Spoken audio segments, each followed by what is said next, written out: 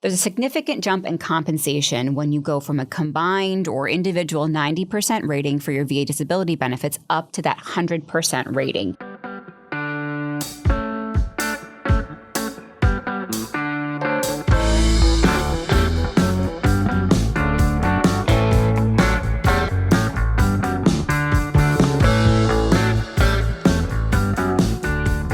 And this, applies even for veterans who are in that edge zone at 93%, 94%. You're getting rounded down to 90. Once you hit 95%, then you're jumping up to that combined scheduler 100% rating.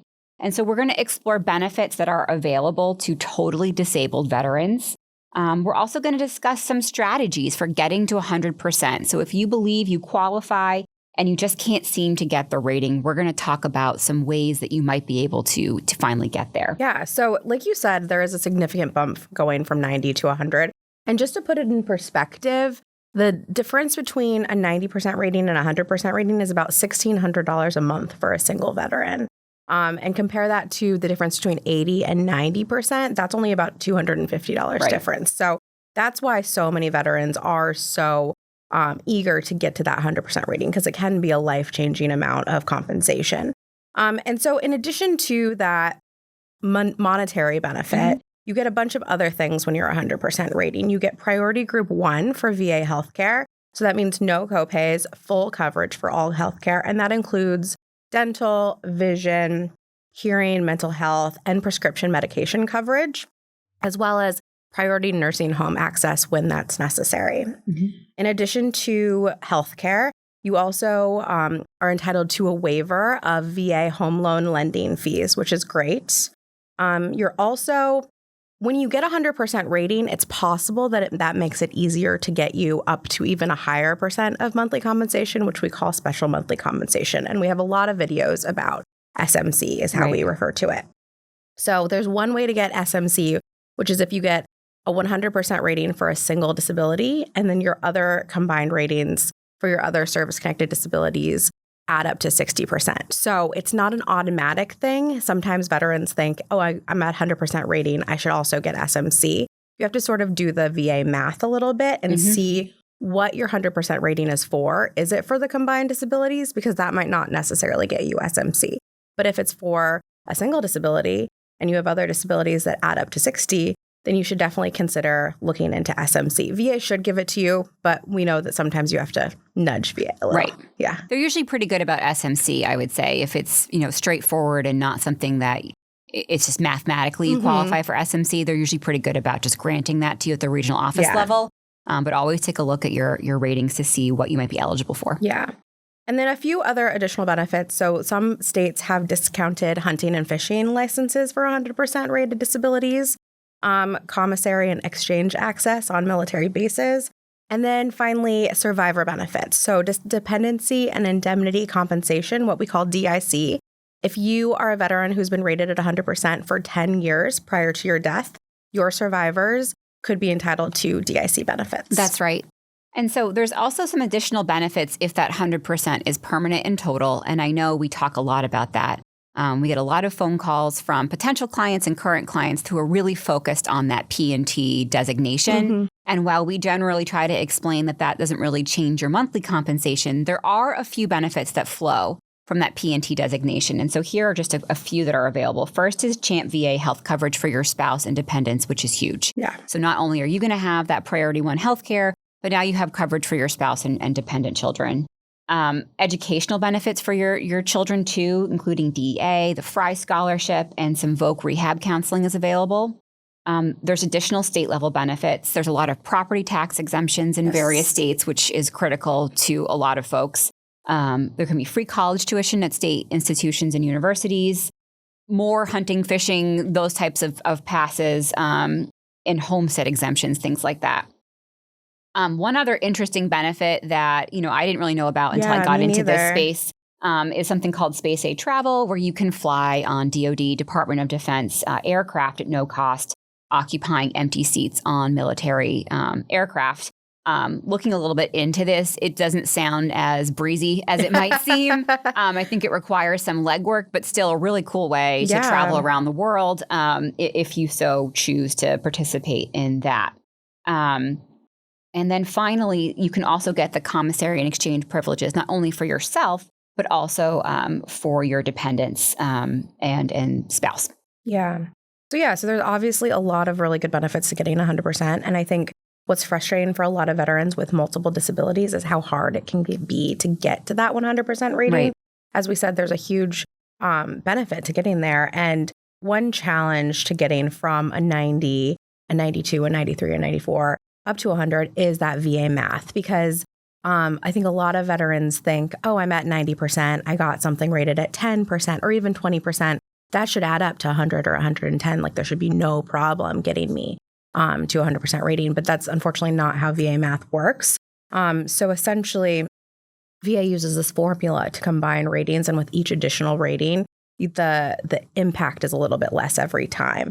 So as a result, even if a veteran has a 90% rating and then gets service connected for several more conditions, their combined rating isn't necessarily going to add up to 100%. There's some rounding involved, which, sometimes rounding is a good thing. If you get a 95, you get rounded up to 100. Exactly. So really the threshold is trying to get that combined rating up to 95. And so I think a lot of veterans are frustrated by that. They're confused by that.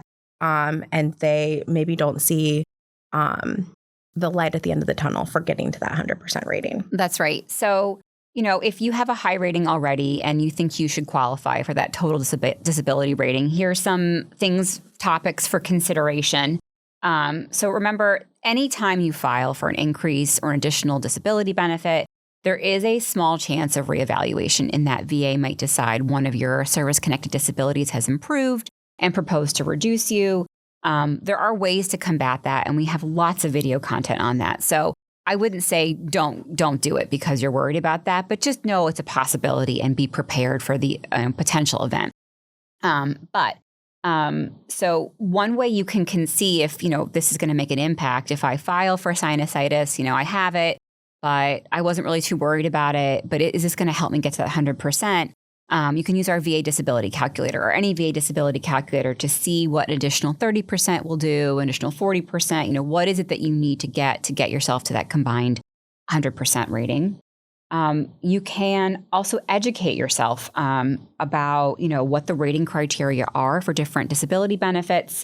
This can ensure that when you actually qualify, you're not just spinning your wheels on a fool's errand, because really this benefit is for people who are 100% disabled. Yeah. So if you're not at that level, you're not going to get the benefit. And we don't want you putting all this time and effort and stress into getting something that maybe is not attainable at this stage. So look at the diagnostic codes and see what you might qualify for. Enlist your doctor for an opinion. Talk to your doctor about your symptomatology, compare that to the rating criteria. And it may help when you're appealing to VA to have that medical evidence that's really in the terms of the diagnostic code so that VA understands, oh, this is how badly this disability is impacting you in your day-to-day life. And then finally, consider secondary claims. We do a lot of content about that. I'm not going to go into the ins and outs of it, but just, know that if you have other conditions that flow from service-connected conditions, those can help you get up to that 95, 96, 97 that you need to get to a combined 100% rating. And once you have a rating decision, either a rating decision or a board decision, all VA decisions have to have a section where they explain to you why they made a decision on your claim. And so you want to look at that really closely to see if VA made any mistakes, especially obvious mistakes. Maybe you had a hearing and you told the VLJ or a hearing officer that you have suicidal ideation. And then the rating decision comes out and they say you don't have it. That's a big way to get a higher rating for psych. Same with maybe a diagnosis. Maybe you have a diagnosis and they say you didn't. So we do see a lot of sort of basic errors sometimes in VA decisions. So you always want to take a look at that really closely to see if there's any clear mistakes in VA's reasoning.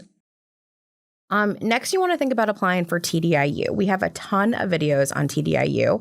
That is essentially total disability based on individual unemployability. So if your service-connected disabilities prevent you from working in a substantially gainful role, you may be entitled to a 100% rating, even if your combined ratings don't add up to 100%. And this includes if you are working, but you are making below the federal poverty level, or if you're employed in a situation that's what we call protected. So say you're in a family business and your family has told you, if you weren't my nephew, if you weren't my son, you wouldn't have a job right now because you are just unreliable or for any specific reason. So even if you're working in that capacity, VA may still consider you unemployable. So it's really important to kind of take a look at all of the facts surrounding that and to see if you're eligible. And then finally, we would strongly recommend considering seeking representation. This could take the form of anything, a VSO, an accredited agent, or an attorney. And often VSOs will represent you free of charge at the VA level. And they're very experienced. They have to be accredited with VA, so they have to take a test. They know what they're doing.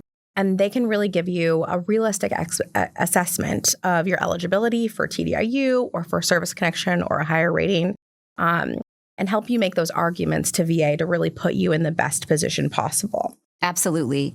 So getting to 100% is a major relief for all the reasons we just talked about, not only in disability compensation, that's a significant increase, but also in the other benefits that flow from it, whether it's healthcare, education benefits for family and friends. So it's really a big relief to a lot of veterans to get there, especially for folks who are completely 100% disabled from their military service.